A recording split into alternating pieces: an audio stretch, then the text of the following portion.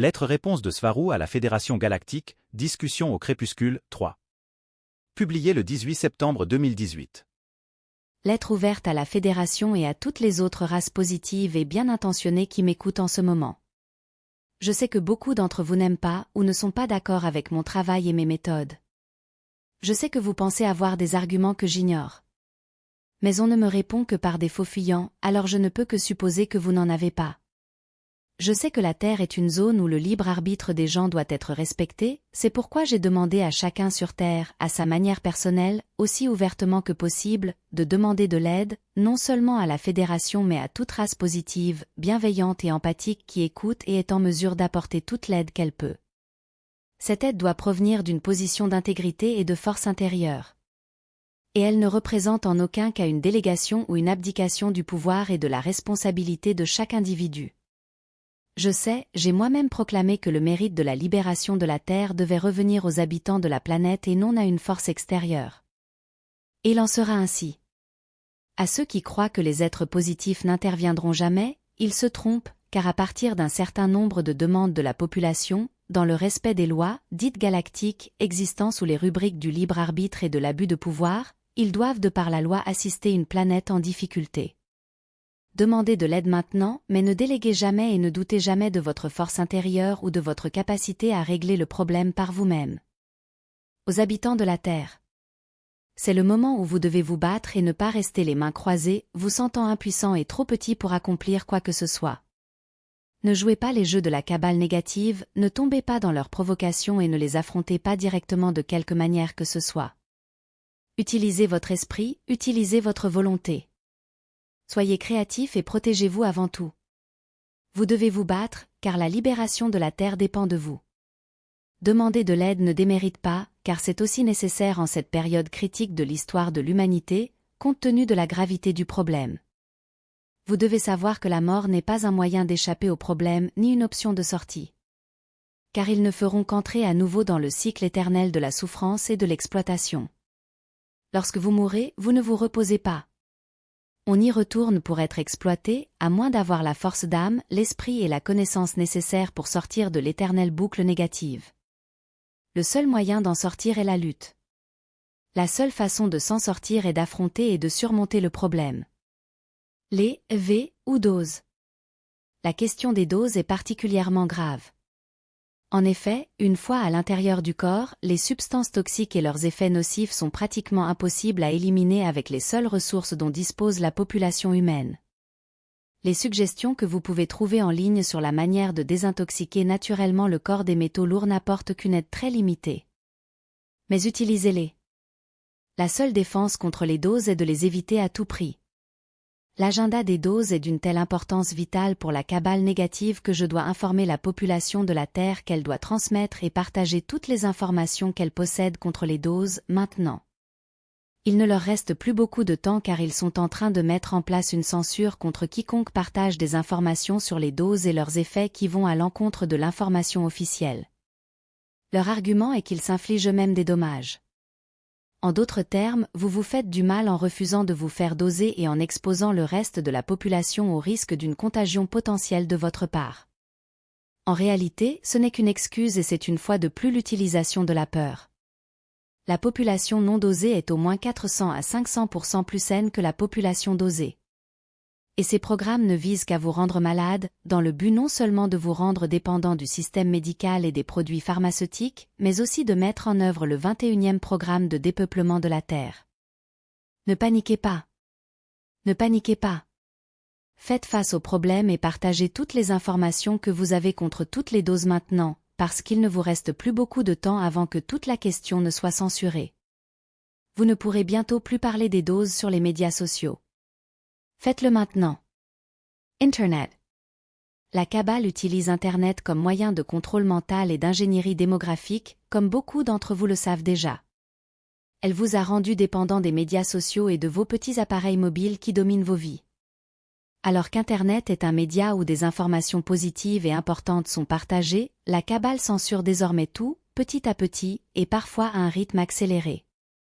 Tout en guidant les intérêts de la population en général et en lui indiquant comment elle doit penser et avec quelles valeurs, elle l'a également retourné contre vous en l'utilisant comme moyen de contrôle de la population par le biais de programmes d'espionnage et de surveillance personnelle dans le cadre desquels vous avez perdu presque entièrement votre vie privée, sous le couvert de la mise en œuvre de mesures de sécurité. Les jours de l'Internet en tant que moyen libre de partage de l'information sont comptés. Ils doivent profiter des aspects utiles et positifs d'Internet maintenant, car bientôt il n'existera plus. YouTube. À tous les propriétaires de comptes et de chaînes YouTube qui ont partagé mes messages, je vous remercie du fond du cœur. Mais je vous demande de ne pas déformer le message, car il a été soigneusement pensé et planifié. Aux chaînes qui diffusent des informations positives et aimantes, mais faussement en mon nom, je demande de cesser de le faire.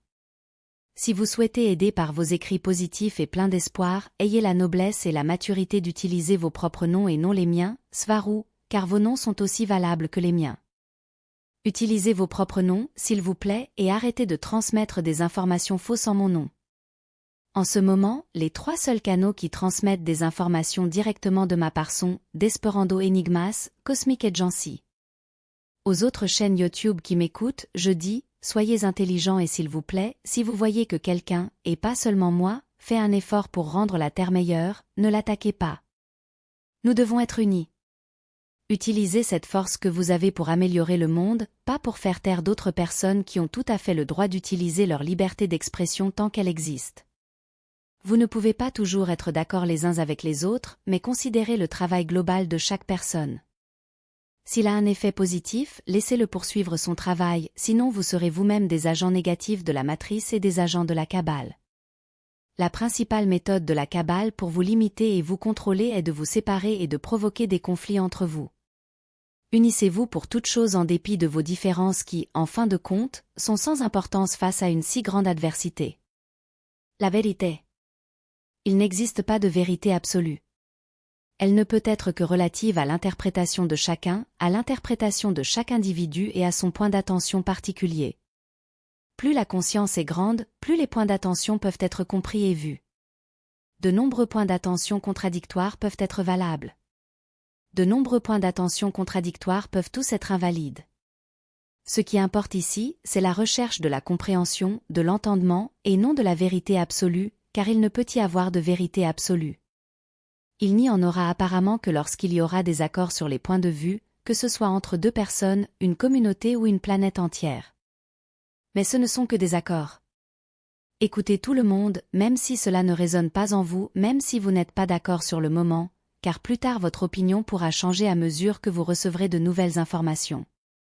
Gardez toujours un esprit ouvert et critique.